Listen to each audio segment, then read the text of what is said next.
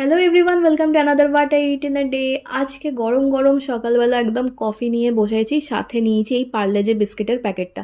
আমি অতটা ফ্যান নই পার্লেজি বিস্কিটের, বাট রিসেন্টলি আমার বেশ ভালোই লাগছে খেতে। তারপর আমি নিয়ে চলে এসেছি আমার এই স্যান্ডউইচের প্লেটটা, যেখানে রয়েছে দুটো সুন্দর করে বানানো স্যান্ডউইচ, সাথে অল্প মেয়ো, অল্প সস, একটু শসা আর একটুখানি আলু ফ্রাই করে নিয়েছি। একটু তামঝাম করেই আজকে নিজের খাবারটা খাচ্ছি। আর সামনে ট্যাপটা খুলে নিয়েছি, একটু কিছু লাগিয়ে দেখতে দেখতে খাবো। অ্যাকচুয়ালি কি হয়, সবসময় তো সবাইকে সুন্দর করে সাজিয়ে গুছিয়ে খেতে দিই, নিজে অতটা ভালো করে নিতেও ইচ্ছে করে না। কেউ দিলে অবশ্যই খেতে ভালো লাগে, তো ভাবলাম আজকে নিজের জন্যও বানাই কিছুটা।